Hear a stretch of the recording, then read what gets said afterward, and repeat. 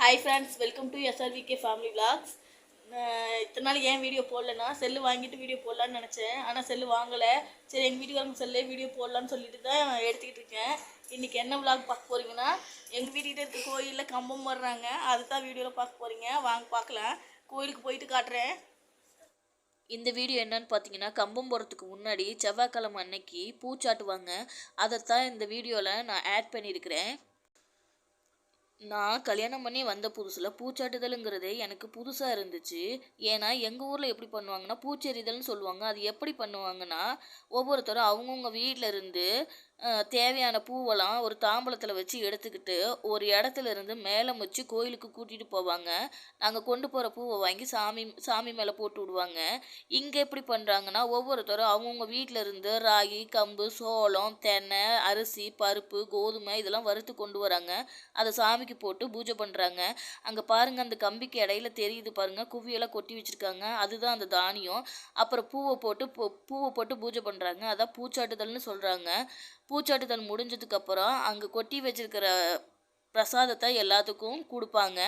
அதை வாங்குறதுக்குள்ளே அப்பப்பா போதும் ஆயிருங்க. அவ்வளோ கூட்டம் அடித்து பிடிச்சி வாங்கிட்டு வீட்டுக்கு வந்து பிள்ளைங்களுக்கு டப்பாவில் போட்டு கொடுத்தாச்சுங்க. அவங்களும் சாப்பிட்டுட்டாங்க. சாப்பிட்டு முடிச்சுட்டு படுத்து தூங்கியாச்சுங்க. அவ்வளோதாங்க, பூச்சாட்டுதல் முடிஞ்சிருச்சு. இன்னைக்கு கோயிலில் கம்பம் போடுறாங்க. அதை பார்க்குறதுக்கு கிளம்பிட்டோம். வாங்க பார்க்கலாம்.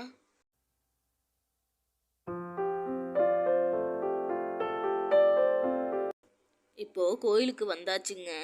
பட்டாசு போட ஆரம்பிச்சிட்டாங்க. கம்பம் கிளம்ப ரெடி ஆயிடுச்சு. அதனால தான் பட்டாசு போடுறாங்க. கம்பம் எங்கேருந்து எடுத்துகிட்டு வருவாங்கன்னு பார்த்தீங்கன்னா, கோயிலிருந்து ஊர் கிணறுன்னு ஒரு இடம் இருக்குது. அங்கேருந்து கோயிலுக்கு கொண்டுட்டு வருவாங்க. நாங்கள் கோயிலுக்கு போகும்போது மணி 8ங்க. ஆனால் கம்பம் கோயிலை வந்து சேர்றதுக்கு மணி எத்தனை தெரியுங்களா? 10 மணி ஆயிடுச்சுங்க. இத்தனைக்கும் ஒரு 1/2 கிலோமீட்டர் தூரம் கூட இருக்காதுங்க. அங்கேருந்து இங்கே வர்றதுக்கு அவ்வளோ நேரம் ஆயிடுச்சு. ஒவ்வொரு இடத்துலையும் நின்று டான்ஸ் ஆடிட்டு வந்தாங்க. அதனால ரொம்பவே லேட் ஆயிடுச்சுங்க கோயிலுக்கு வந்து சேர்றதுக்கு. நாங்கள் போகிறப்ப கூட்டமும் கம்மியாக தாங்க இருந்துச்சு. டைம் ஆக ஆக அப்பா அப்படி ஒரு கூட்டங்க.